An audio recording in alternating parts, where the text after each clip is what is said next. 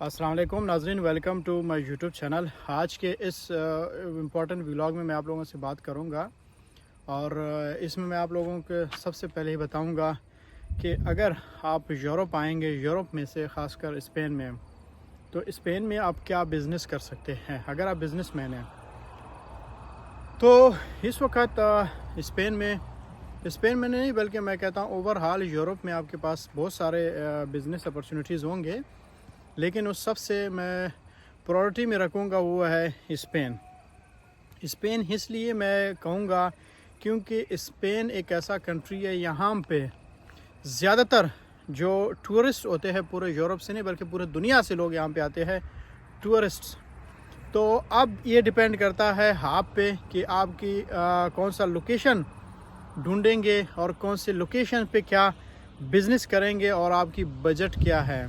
तो आज ये सारी चीज़ें मैं आप लोगों के साथ डिस्कस करूंगा। तो नाज़रीन देखो, अब यहाँ पे सबसे पहले जो बात आती है अपॉर्चुनिटीज़ की। अब कई लोग ऐसे हैं उनके पास पाकिस्तान में पैसे है लेकिन वो बिज़नेस करते हैं लेकिन उनकी लॉस हो जाती है, वो बिज़नेस नहीं कर पाते, उनकी बिज़नेस कामयाब नहीं होती है। इवन कि जो लोग बाहर से आते हैं वो पाकिस्तान में वापस भाग जाते हैं। उसका रीज़न क्या है?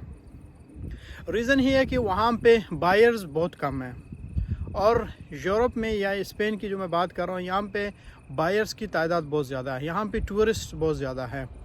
जब टूरिस्ट आप अपना ही मिसाल ले लें कि आप कहीं पे निकलते हैं, आप रास्ते में कितना स्पेंड करते हैं, आप एक सिटी से दूसरी सिटी में जाते हैं कितना स्पेंड करते हैं, क्या खाते हैं, क्या पीते हैं, क्या ख़रीदते हैं, क्या आपकी ज़रूरियात है।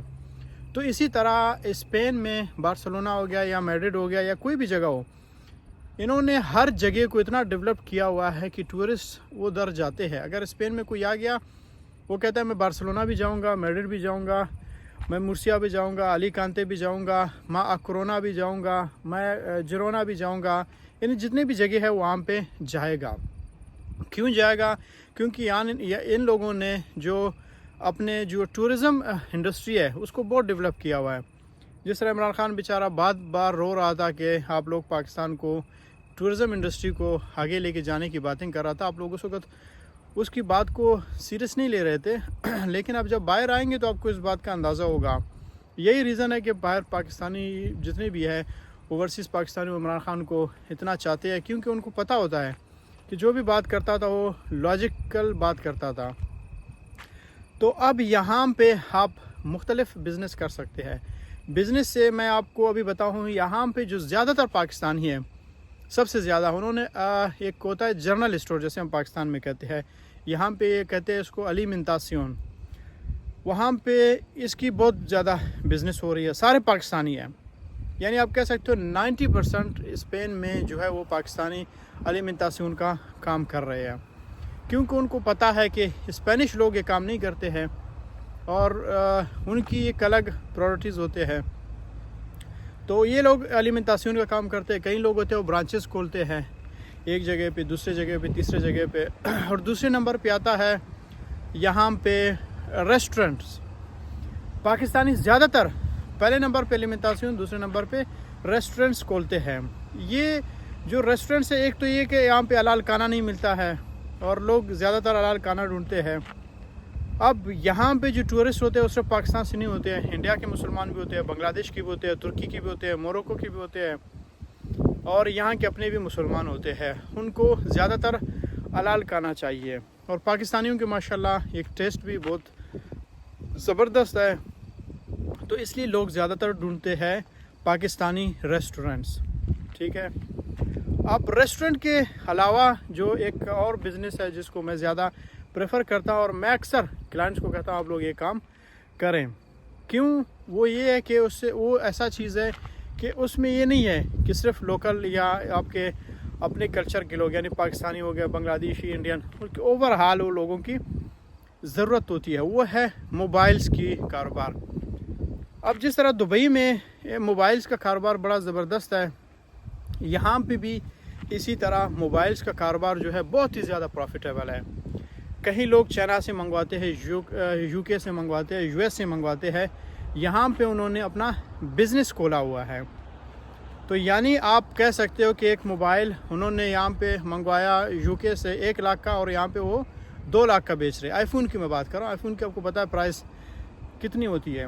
इवन कि मैं खुद जब पाकिस्तान से आया था, मैं आईफोन 11 अपने साथ लेके आया था, और जब 11 वहाँ पे मिलता है 50, 60, 70 हज़ार में मिलता है, और यहाँ पे 1,40,000, 1,50,000 में मिल रहा है, यानी डबल प्रॉफिट है। अगर कोई पाकिस्तान से भी आ रहा है, वो अपने साथ 1-2 मोबाइल भी लेके आ जाए, यहाँ पे सेल कर देना, तो भी उसका वापसी में किराया निकल आता है।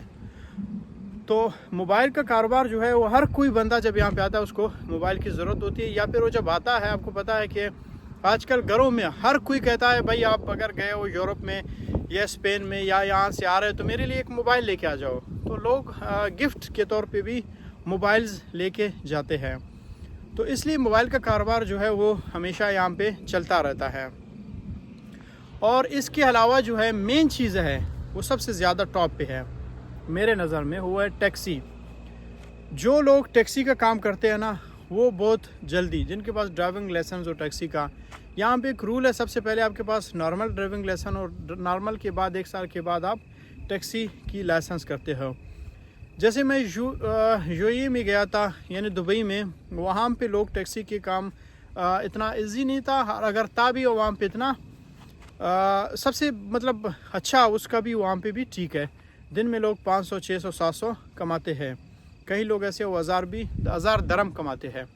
और यहाँ पे भी इसी तरह है, अगर आप काम करोगे आप दिन में 400, 500 यूरो कमाते हो। अब आप यूरो, दरम और पीकेआर में इसको आप कंपेयर करो तो आपको अंदाज़ा हो जाएगा कि यूरो 500 कितना होता है, दरम कितना होता है, रियाल कितना होता है।